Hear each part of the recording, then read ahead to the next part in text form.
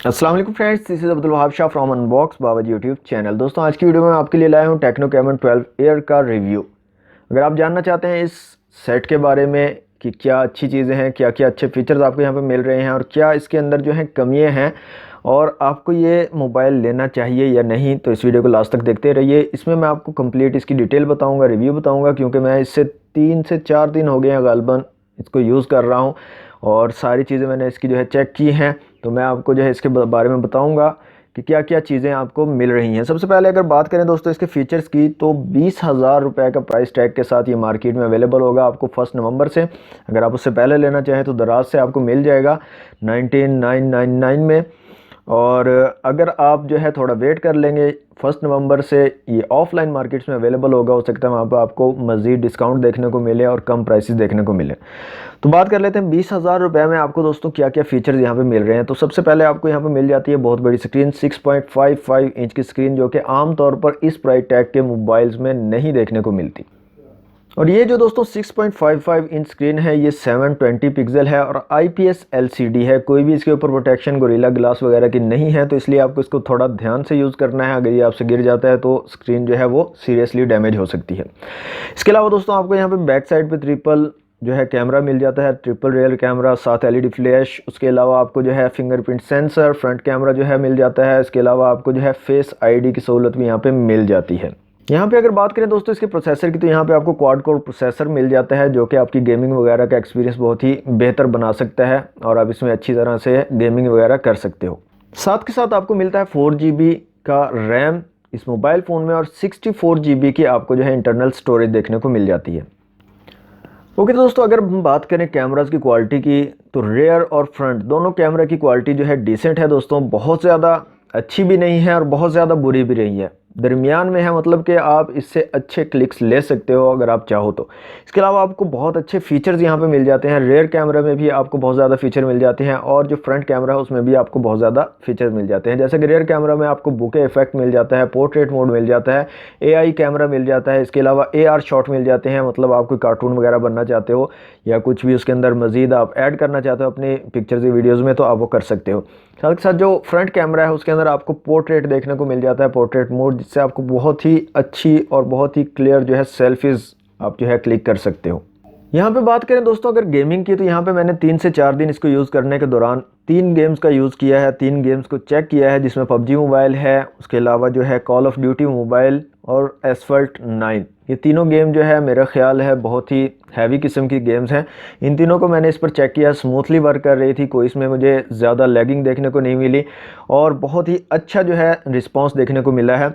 हाँ, आपको यहाँ पे एक प्रॉब्लम मिलता है, चूँकि ये आपकी स्क्रीन जो है 720 पिक्सल है, तो आप फुल HD में आप गेम्स को नहीं खेल पाएंगे, लो क्वालिटी में खेल पाएंगे, लेकिन आपको जो है जो एक्सपीरियंस होगा आपकी गेमिंग का वो बहुत ही ज़बरदस्त देखने को मिलेगा। हाँ, यहाँ पे आपको हीटअप का प्रॉब्लम देखने को मिलता है। जब आप बहुत ज़्यादा गेमिंग करते हो, मतलब 1 से 2 घंटे लगातार गेम्स खेलते हो, तो आपको बैक साइड पे यहाँ पे ऊपर की साइड पे थोड़ा सा हीटअप देखने को मिल सकता है। साथ ही मैं दोस्तों आपको ये भी बताता जाऊँ कि गेमिंग के ऊपर जो है मैं एक डेडिकेटेड वीडियो भी बना रहा हूँ, तो आप लाजमी से बताइएगा। ये 3 गेम्स तो उसमें होंगी ही होंगी। इसके अलावा अगर आप चाहते हैं कोई और गेम भी इस मोबाइल फ़ोन पर चेक करना चाहते हैं कि वो ठीक से वर्क करती है या नहीं, तो आप मुझे कमेंट बॉक्स में लाजमी से बताइएगा कि कौन सी गेम आप चाहते हैं कि उसको चेक किया जाए इस मोबाइल फ़ोन पे। इसके अलावा दोस्तों बात करें अगर बैटरी टाइमिंग की, तो बैटरी टाइमिंग बहुत ही ज़बरदस्त है, बहुत ही डिसेंट बैटरी टाइमिंग है दोस्तों। आपको 1 दिन आपका आराम से निकाल जाएगी अगर आप बहुत ज़्यादा इसको यूज़ करते हो, बहुत ज़्यादा गेमिंग करते हो, वीडियोस वगैरह देखते हो, इंटरनेट पर ब्राउजिंग करते हो, तो 1 दिन आपका आराम से निकाल जाएगा। और अगर आप जो है मॉडरेट यूज़ करते हो, मतलब थोड़ा बहुत आपने कॉल कर ली, मैसेजेस कर लिए, कुछ थोड़ा सा इंटरनेट चला लिया, आधा पौना घंटा गेम खेल ली, तो आपका ये 1.5 दिन आराम से निकाल जाएगा। लेकिन यहाँ पे आपको एक प्रॉब्लम देखने को मिलता है दोस्तों, आपको फास्ट चार्जिंग सपोर्ट इसमें नहीं मिलती, जिसकी वजह से चार्जिंग करने में बहुत ज़्यादा टाइम लगाता है। आपको कम से कम 3 से 4 घंटे इसको लगातार चार्जिंग पे लगाए रखना होगा, तब जाकर आपका फ़ोन जो है वो फुली चार्ज होगा। जैसे कि आप जानते हैं 4000 mAh की बैटरी यहाँ पे अवेलेबल है, तो आपको बैटरी टाइमिंग में कोई भी प्रॉब्लम नहीं होने वाला। इसके अलावा जो दोस्तों सबसे हाईलाइटेड फीचर है इसका वो ये है कि दोस्तों आपको फुल डिस्प्ले यहाँ पे देखने को मिलता है सिर्फ 20,000 रुपये में।